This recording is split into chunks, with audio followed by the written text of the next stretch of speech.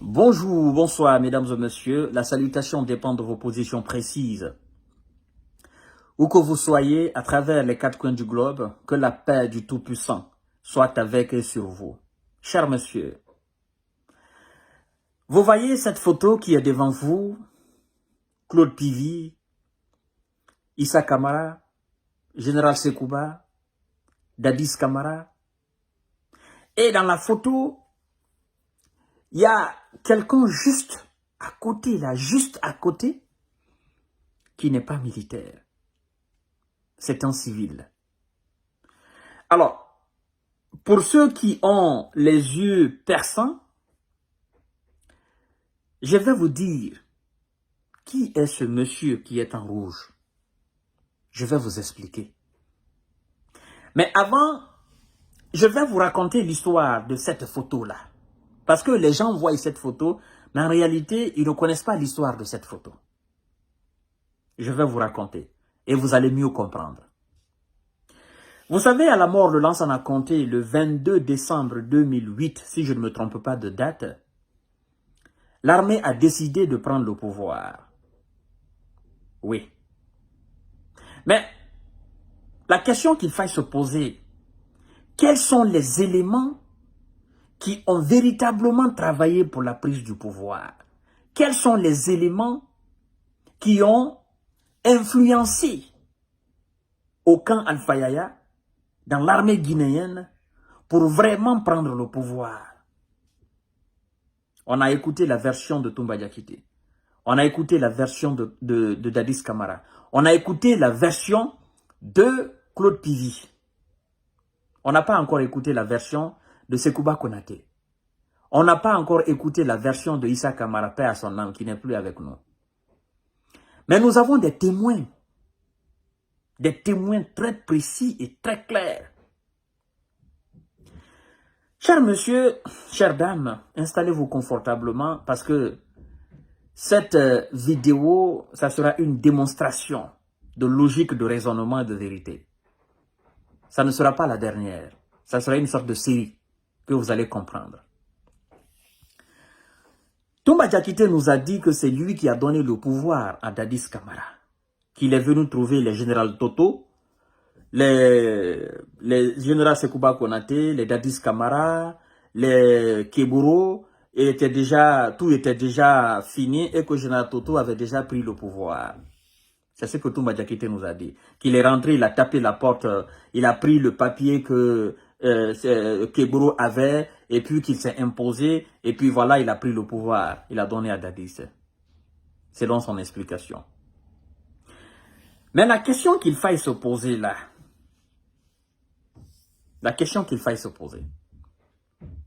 Toumba était sergent à la prise du pouvoir, si je ne me trompe pas, sergent.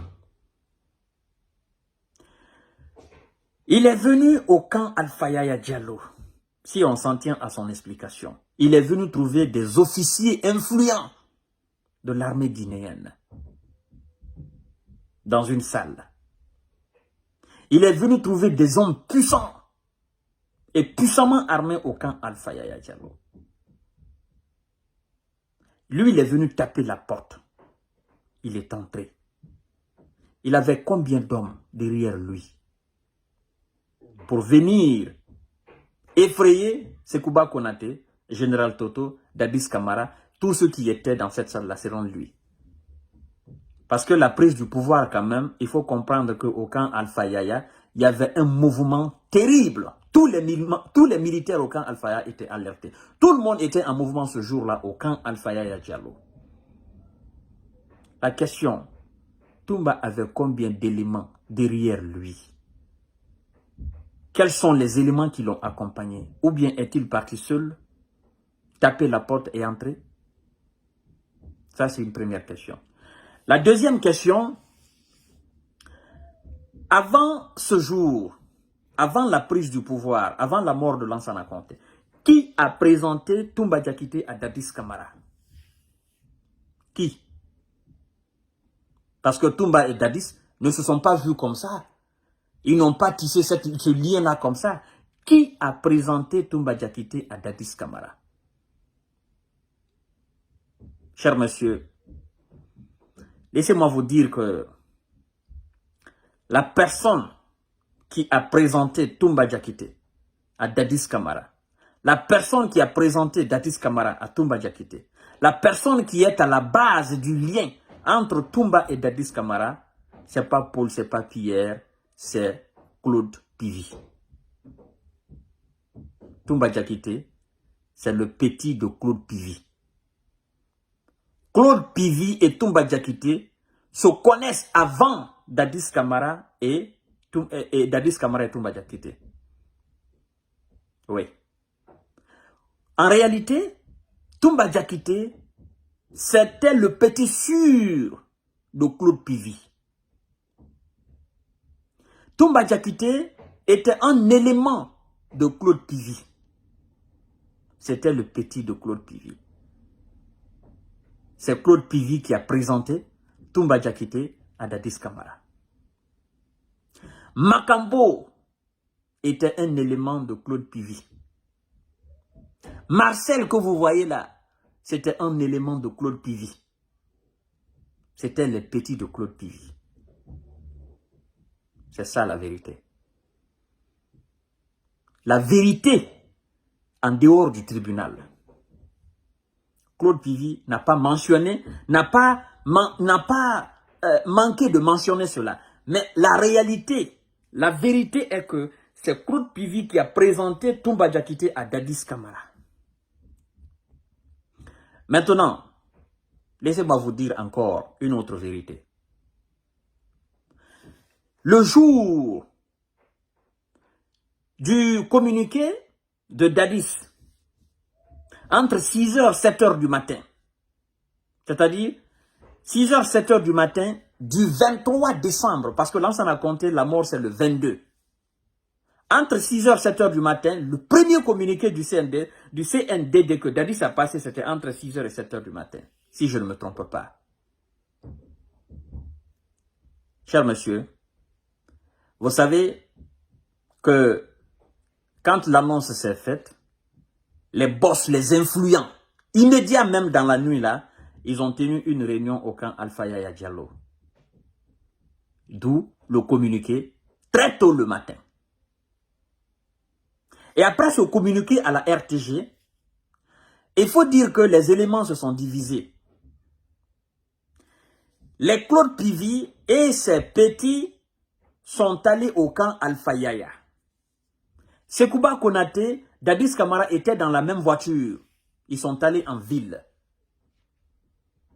C'est ce que Dadis a dit à la barre en disant « Sekouba m'a envoyé au niveau du pont 8 novembre. » Mais il n'a pas été cohérent dans son explication. Il dit si on trouvait là-bas les éléments de BASP, c'est-à-dire les éléments du bataillon autonome de la sécurité présidentielle de Lansana Conté. Le boss de ceux-là, c'était Fodeba. Et vous savez, arrivé au niveau du pont 8 novembre, Dadis s'est posé la question, pourquoi on m'a envoyé ici? Et immédiatement, il a dit, retournons au camp Faya. Parce que, pourquoi? Qu'est-ce qu'on est venu chercher en ville? Et malheureusement pour eux, et heureusement pour eux, ils n'ont pas trouvé les éléments de BASP. Bataillon autonome de la sécurité présidentielle de Lansana Conté. Ils sont retournés au camp Alpha Yaya Diallo. Parce que si ce jour-là, ils avaient trouvé ces gens-là, ce qu'on est en train de dire là aujourd'hui, ce serait une histoire très différente. Soit, eux, ils allaient mettre main sur Dadis Camara, et les éléments de Claude Pivi du camp Alpha Yaya, ils allaient descendre avec des armements lourds en ville, ça allait tirer dans tous les sens. Parce que le camp Alpha Yaya était déjà acquis à la cause de Dadis. Mais ce qu'il faut dire aussi avec précision, Sekouba Konaté avait des ambitions présidentielles. Ils sont retournés au camp Alpha Yaya Diallo. Arrivé au camp, il fallait rapidement mettre les choses sur place. Le communiqué est passé.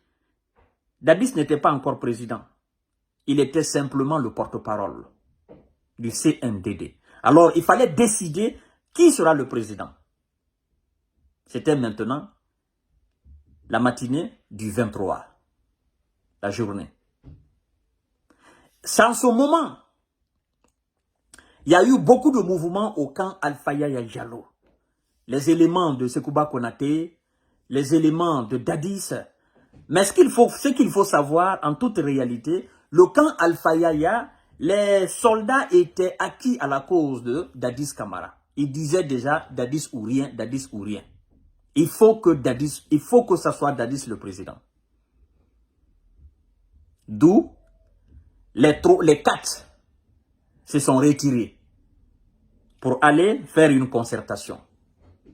Claude Pivi, Dadis Camara, Sekouba Konaté, Issa Camara. Paix à son âme. Cette photo résume tout. C'était au sorti de cette réunion à huis clos, à 4. Il y avait des éléments qui étaient à la porte. Et quand ils ont annoncé la fin de cette réunion, tous les éléments maintenant sont venus, chacun est venu aux côtés de son boss. C'est là vous voyez Claude Pivi devant au sorti avec ses gris-gris. Il a dit j'étais en tenue parachutiste. Et là c'est gris-gris. Et il dit les gris-gris je les porte les grands jours. C'est pour ma protection. Là à côté vous voyez Issa Camara. Juste là vous voyez Sekouba Konaté. Et là vous voyez Dadis Camara. Et juste derrière Dadis Camara vous voyez quelqu'un. Je vous dirai le nom de la personne à la fin de la vidéo. Partagez largement la vidéo. Maintenant, au sorti de cette réunion-là, Kebourou n'était même pas... Général Toto n'était même pas arrivé au camp Alpha Yaya.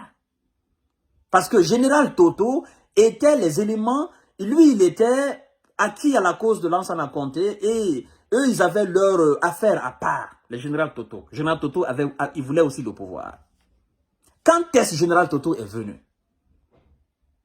C'est quand il s'agissait de chacun, c'est-à-dire chaque chef d'état-major devrait aller au niveau de sa troupe, regrouper ses éléments, et puis, maintenant que le pouvoir reste dans les mains des grands officiers, des généraux.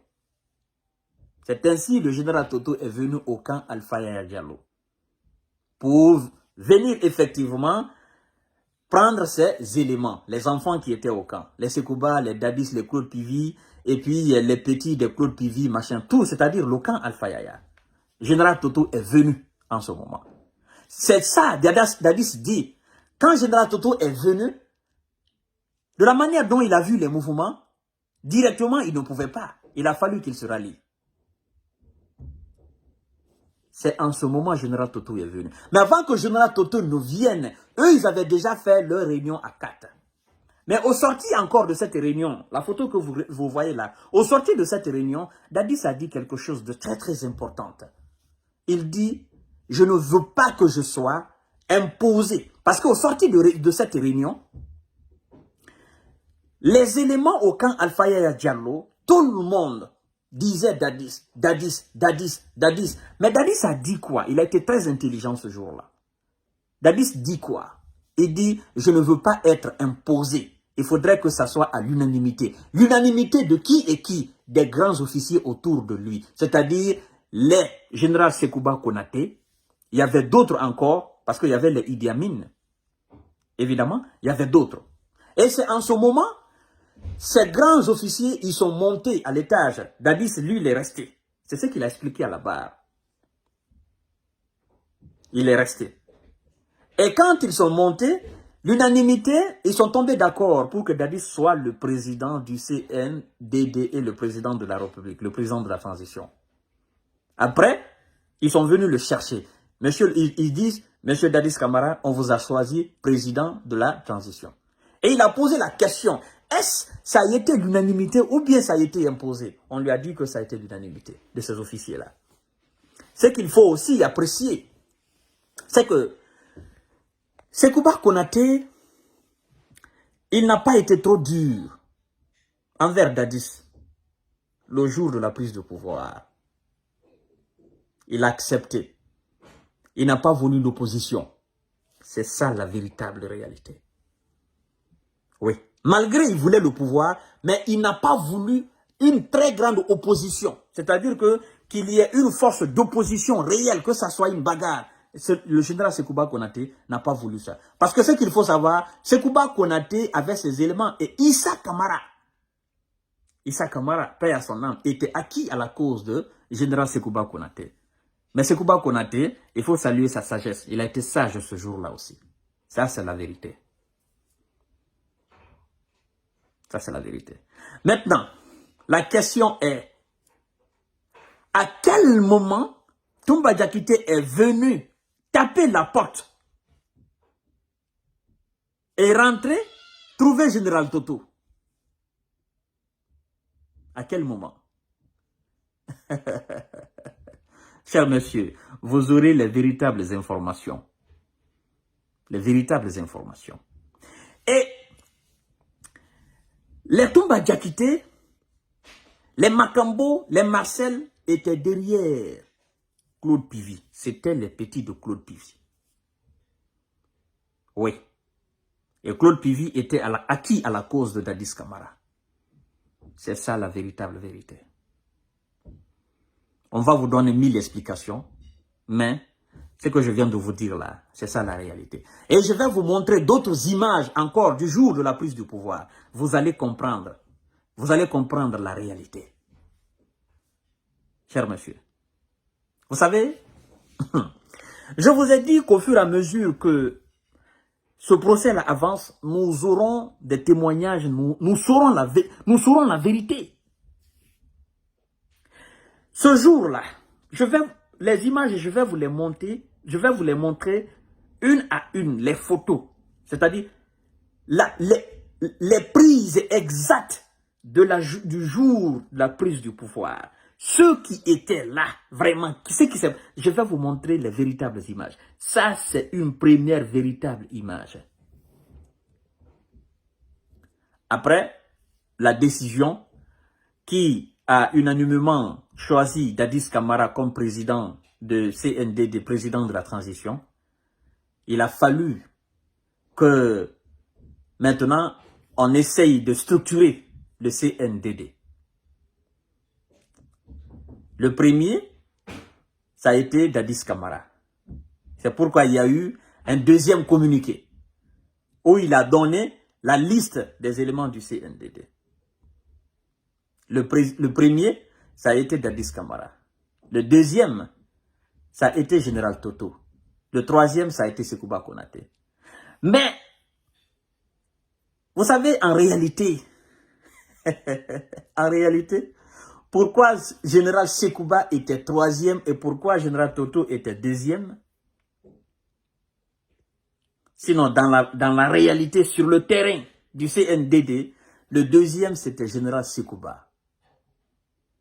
Mais c'est par respect et considération qu'ils ont mis Général Toto deuxième. Et c'est la réalité du terrain, parce que je me posais cette question, mais j'ai eu tellement d'informations que vous ne pouvez pas comprendre. Mais c'est la réalité du terrain, la réalité du véritable CNDD qui a fait que le général Sekouba est devenu président après Dadis Camara. C'est-à-dire qu'avant l'arrivée de général Toto au camp Alpha Yaya Diallo, le deuxième du CNDD, c'est-à-dire le numéro 2, avant l'arrivée du général Toto, le matin, dans les bandes de 10h, 11h, avant l'arrivée du général Toto au camp Alpha Yaya, entre les quatre, c'était Dadis Camara, Sekouba Konaté, Issa Kamara et Claude Pivy. Ça, c'est la réalité du CNDD. En quelque sorte, on peut dire que Général Toto a été accepté par les véritables éléments du CNDD. Et c'est pourquoi il a été placé deuxième. Mais la véritable réalité du CNDD, le deuxième sur le terrain du CNDD, c'était le général Sekouba. D'où, après Dadis Camara, 2008, général Sekouba Konaté est devenu le président de la transition entre 2009 et 2010. C'est ça la vérité. Les gens se posaient la question, pourquoi Général Sekouba Konaté, Général Toto, qui était deuxième, il a été décalé, on a mis Général Sekouba Konaté. Mais en réalité, l'histoire du CNDD, le véritable deuxième, c'était Général Sekouba Konaté. C'est ça la vérité. Je vais vous montrer les images une à une et vous allez comprendre la véritable histoire de la prise du pouvoir. Et ces images, ça c'est sans commentaire. Nous allons image par image. Ça c'est la première image. chers messieurs. Je vous ai dit que je suis à la quête de la vérité. Et avec moi, vous allez découvrir la vérité, Inch'Allah. Avec moi, vous allez découvrir la véritable histoire. Et avec moi, vous saurez aussi la personne qui a informé Dadis Camara de la mort du général Lansana Conté. Et ce jour, Dadis était avec qui en réalité? Qui a informé Dadis? Je vais vous donner aussi cette histoire-là. Nous allons pas à pas. La personne qui a informé Dadis Camara de la mort du général Lansana Conté.